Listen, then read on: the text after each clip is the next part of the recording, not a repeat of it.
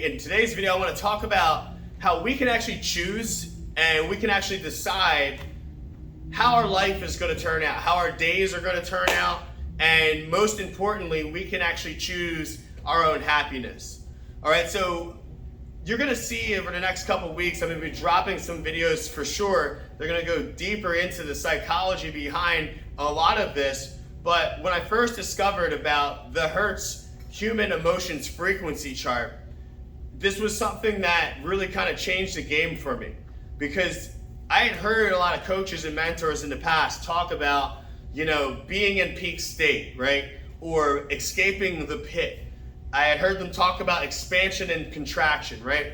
Desires, right, versus joy, right? There was all these coaches that were using this language, but I didn't quite understand or grasp the concept until someone told me about this human emotions frequency thing. So I went down the rabbit hole, I started to study, and I wanted to learn a lot more about what this was. And what I found was that there's a lot of different emotions that we will experience as human beings, right? That we have names for them. The highest on that chart is enlightenment. The lowest is shame and guilt. In between there, courage, pride, willingness, neutrality, apathy, right? A lot of these different emotions, they give off a sense of energy or vibration. So if you've ever heard someone say, I'm vibing, man, I'm vibing, right? This is something that I use now on a regular basis when I feel like I'm doing good, when I'm in that high frequency state, right? This is what I like to call it, when you're feeling those higher emotions on the frequency chart. So this is gonna kind of pair up with another concept that I learned from Craig Ballantyne, which was the perfect day formula, right? The perfect day formula was a book that he wrote, and the concept was, what would your perfect day look like, right? If you had everything that you needed, all the money, you had a roof over your head, which coincidentally goes together with Maslow's, right, hierarchy of human needs. So we have three concepts here that kind of overlap. Our hierarchy of needs as humans, our human emotion frequency chart, and then we have like what our ideal perfect day would look like. So it's almost like imagery or manifestation, if you would, or even just looking at positive thinking, right? Looking at what we want to create in our future, using our mind to the law of attraction, right? Using the law of attraction to our advantage. So when we think about the perfect day formula, what does your day look like if you have all of your lower needs met as a human? If you could just go out and do what you want and take care of people, like what would you do? So when I asked this question for myself, I was like, man, well, things that I would do is I'd probably like get a workout in. I'd probably, hit a sauna or a steam room, right? Like I'd probably listen to some motivation, like a podcast or like a YouTube video. I probably would like to train a couple people or coach them, right? Work with some people, help them level up, right? I would want to spend time with my family, connected time with my daughter, connected time with my wife, right? Maybe some alone time for myself to decompress, maybe journal. So when I started thinking like, man, that would be a great day, it was like, there's like no stress, right? There's no stress. So when you're thinking about your perfect day, what does it look like? Are you outside? Are you playing a sport?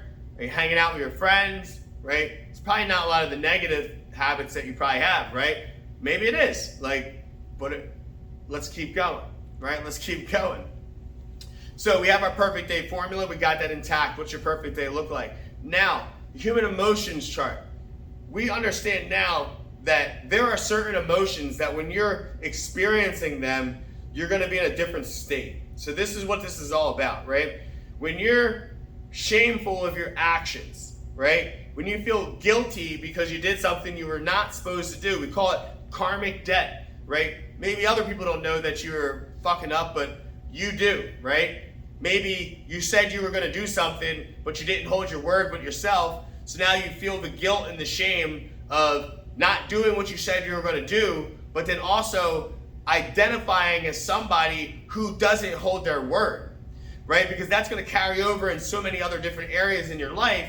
So when you don't hold your word in this area by doing what you said you were going to do, well then essentially you're basically saying that like your word means nothing So everything that you say to your spouse is a lie.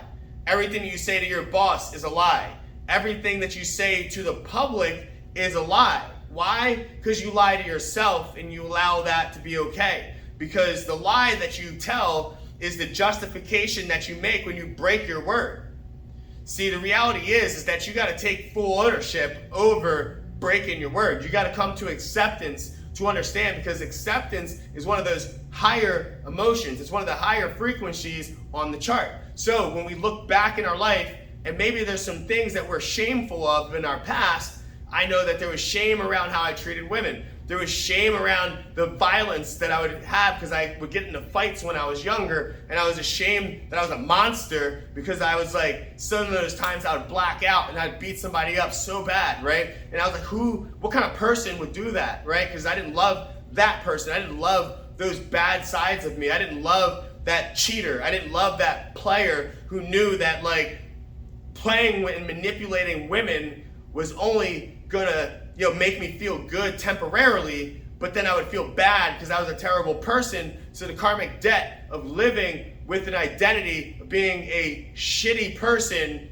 was gonna weigh on me and stop me from actually achieving my greatness, right? You guys understand this? So when you realize and you take responsibility for your flaws, take responsibility for your actions, take responsibility for how you show up or how you don't show up. When you do that, you move yourself forward, you bring yourself into a higher frequency because you're actually taking ownership and you're dealing with the problems that are down here on those lower needs on the hierarchy of needs. So as you move up and you come to acceptance, well, now you're ready to love, because you can't love other people until you love yourself. So if you are in return not happy at this version of yourself that you used to be, and you always are attacking yourself, well, how are you going to love yourself? And if you can't love yourself, how are you going to love your person that you're in a relationship with? How are you going to love your kid? Because in your world, you're so focused on getting love and getting other people to make you feel good, because you're living in a selfish, desire-focused world. Because if you're not meeting your own needs, if you're not building the person that you want to become, if you're not making these habits going all in on the life that you know that you're supposed to be working towards, right? If every day that you settle for something less, that creates anxiety, that creates stress. We don't have a mental health problem, we have an action-taking problem. It's an alignment problem. Your brain is lying, right? But your heart knows. Your brain is lying, but your heart knows. So every day you feel the guilt and the shame, you can't move forward. So you're stuck at a low frequency. And low frequency means that you're in contraction. And contraction means that you only see problems. And problems and contraction means that every little thing's gonna trigger you. Every little person's gonna stress you out and make you angry. Every little thing's gonna be a distraction and create withdrawal so that you don't focus on your work. You're gonna withdraw from your family. Withdraw from your kids, withdraw from yourself, withdraw from your passions and your purpose. So do you understand that when I say that you need healthy habits and you need to implement them now, do you get it? Every day that you wait, every day that you put it off is another day that you ingrain that you're a do-nothing bitch. Do you get that?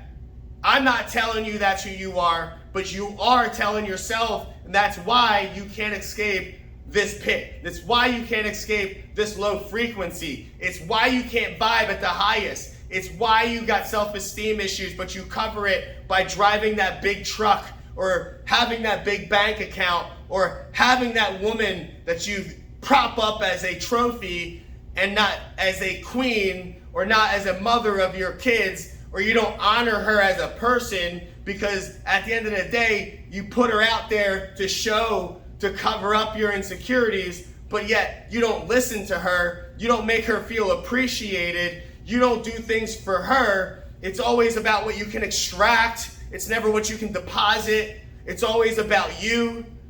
The fight was her, it was her fault. See guys, when you don't take ownership, we said that earlier, when you don't take ownership, You're locking yourself down at this low frequency, and nothing good comes from there. So I just said this to my coaches. You want to get to the high frequency, you can't tiptoe out of the pit. You need radical change. You need intensity. That's what actually breaks you out of the sim. That's what makes you feel alive. That's what makes the brain come alive and start seeing solutions and not just problems. That's when somebody tries you on the street, and instead of getting angry and triggered at them, you smile at them and you move on with your day, because you understand that that person doesn't matter, because if you give them any of your attention, they're pulling you away from your passion and your purpose. They're pulling you away from being the best version of yourself, because if you're focused on 2.0 version of you, you can't focus on what else is going on. You got the blinders. You're not looking at other women and wishing that you had that kind of life. You're already making the life that you want. You're already leveling up your girl and helping her get to her top level. See, that's the thing, guys. You want your girl to change. You want your kids to change. Guess who's got to change first? You.